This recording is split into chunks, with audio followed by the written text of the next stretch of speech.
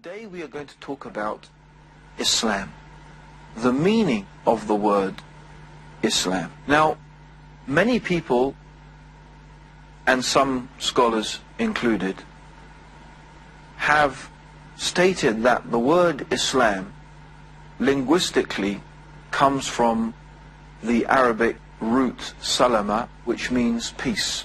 The word Islam means submission. This is its linguistic meaning, submission. In the context of the religion, it means submission to the will of God. Now, of course, when we say the word submission, for most people, it has a type of negative connotation. It produces in our minds and in our hearts a type of negative idea. And that's because we are constantly indoctrinated with the idea of freedom, especially living in the West, the idea that we are a free society. One of the statements that is very common you hear people saying in the West is, this is a free country, this is a free society. And often we hear politicians in the West talking about how we are free nations and how we want to spread freedom like the freedom that we have across the world. Of course, in reality, the idea that we are free is really propaganda. What I would like us all to think about today is this concept of submission and freedom. And I would really like us to question how free we really are. Let's think about ourselves, let's think about our lives. All of us, we live in societies and in communities.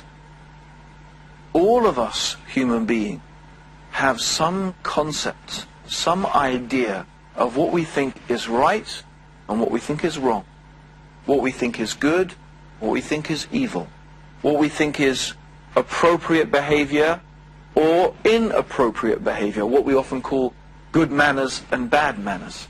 So all of us have some idea, and very often we find that in one country something may be considered to be good manners, and in another country that same thing may be considered to be bad manners.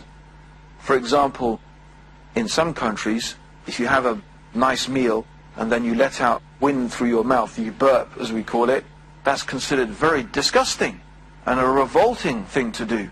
But in other countries considered an act of appreciation that you've enjoyed the meal. It just gives you an example of how in two different cultures exactly the same thing can be considered to be in one culture good manners, in another culture bad manners.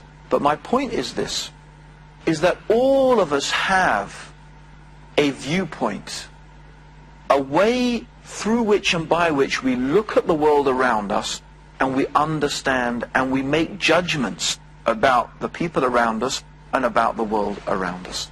No one is free from that. And in a very real sense, we are submitting to those ideas. Let's just think for a few minutes. Where do we get those ideas from? Who told us that this is right and this is wrong, that this is good and this is evil? Who told us that these are good manners and bad manners? Where did you get that information from? Think about it for a few minutes. Maybe some of you will be saying, our parents, that's where we got this knowledge from. Others will be saying, our teachers at school. Some will be saying, our friends. Some will be saying, our society, our religion, our government, the laws of our country. One of the strongest and the most powerful influences in the way that we think and the way that we look at the world is the media, especially the television, the films that we watch, the music that we listen to, the radio programs that we tune into. They have a very powerful effect in shaping the way that we look at the world. And in a very real sense, we are submitting to those ideas. We are submitting to those concepts. I'm sure many of us have been to school. And at school, I'm sure also many of us had to wear a school uniform. And I'm also pretty sure that a lot of us didn't really like wearing that school uniform. Well, if we live in free countries and it's a free society, why do you have to wear a uniform that you don't like? Why do you have to dress in clothes that you don't want to? What does it mean then, I live in a free society? What we realize is that we are not really free at all. All of us have to follow laws. And there are many laws that we find regulate our lives in so many different ways. And in a very real sense, we submit to those laws. What does submission mean? Think about the word submission. What does it mean? When you submit, what are you doing? You are giving in. You are surrendering. In other words, when you submit, you do something that maybe you don't necessarily want to do, but you do it because you are told to, or because you know that it's good for you, or that you know that if you do this other thing, it's bad for you. Often we submit to an authority that we believe and that we understand is more intelligent and more well informed than us. That's why we go to a doctor. If the doctor says to us, well, you know, you've got this problem and you're going to need an operation, and if you don't have an operation in the next 2 days, you'll die. Most of us don't think about studying the disease, finding out are there other cures, so on and so forth. We don't have the energy, we don't have the time, we don't have the knowledge foundations in order to do that. In other words, we trust the doctor and we do what the doctor says, even though sometimes the operation may be threatening our life, but we'll take that advice from the doctor. In that sense, in that very real sense, we are submitting. So our life is in fact full of submission. We submit to many different things. We submit to many different people in our lives. The idea that we are free is really a type of propaganda. No human being is free. Everybody submits to someone or something. The question is, who do you submit to? What do you submit to? This is the real question. I'd like you to think about a scenario. It may seem these days a very strange scenario, but believe me, there was a time not very long ago when this scenario that I'd like you to imagine was very common. In fact, for most of human history, it was a norm that people would be sold into and subjected to slavery. Slavery in the sense where one human being was literally the owner of another human being. You could go to a marketplace in many different places in the world and you could buy a slave, like you could buy some clothes, like you could buy some food. You could go to the marketplace and you could buy a slave. Now I want you to imagine, try and imagine it, and try and visualize it. Try and imagine yourself there at the slave market.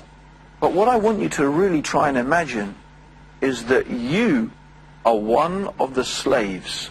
You are one of those people, those unfortunate people, that is going to be sold as a slave. Think about that. Imagine you're standing there in the marketplace. Maybe you're chained up and people are looking at you. Someone out there is going to be thinking of buying you, of purchasing you, and then you will belong to that person, and that person will be able to do with you whatever they like. What sort of master would you like to have? What sort of master would you like to be a slave to? And then think about something else. I'm sure that deep in your heart you'll be hoping at this stage, you'll be praying that there's another type of master that you don't get. A cruel master, an unkind master, a hard master. Why don't we imagine something even worse than that? Imagine you're not bought by one master, but imagine you're bought by 5 or 6. In other words, 5 or 6 people get together and they say, well, we can't afford a slave by ourselves, but if we each put in some money, then together we can buy a slave. So imagine now, you are one human being owned by 5 or 6 different people. Imagine that. How would your life be? How do you think your life is going to be? Master A, master number 1 will say to you, do this. Master B will say, do that. Master C will say, do that. Master D will say, do this. Master E will say that. Every single master is telling you to do a different thing. How is your life going to be? Your life will be terrible. Your life will be a very distressing life, a very uncomfortable life. Yet I think that I have already described the life of most of you right now. Think about it. Your parents want you to do this thing. Your friends want you to do something else. Your wife, your husband, your boyfriend, your girlfriend, they want you to do something different. Your culture and your tradition tells you you should do something else. And you yourself, you don't feel like doing any of those things. You feel like doing something altogether different. That's exactly the situation. We are a slave to many masters. Which one shall we please? Who shall we obey? Each one is calling us in a different direction. What a terrible, miserable, unhappy life most of you are leading. Let's go back to Islam. Let's really now understand what Islam is all about. Islam is about being a slave to one master, submitting only to one criterion, to one idea and one concept of what is right and wrong and good and evil, what we should do and what we shouldn't do, what is appropriate behavior and what is inappropriate behavior. One master, one guidance, one way. So who is better? The one who submits to one master, who is merciful and kind and forgiving and knows what is good for us and would only guide us to what is good for us. This is the example of the one who submits to Allah, the all-wise, all-knowing, all-hearing, all-seeing, merciful, compassionate creator of the heavens and the earth, who has revealed his guidance in the Qur'an, and who sent his messenger Muhammad, may God's peace and blessings be upon him, to be a living example of how to follow that guidance from God. And that is why the Prophet Muhammad said that he was happy, he was proud to be called a slave of Allah. Because, believe me, all of us are slaves to someone or to something. It's just a question who you choose and what you choose to be a slave and a servant to. Therefore, Islam means submission to Allah, to be a servant to Allah, to be the slave of Allah.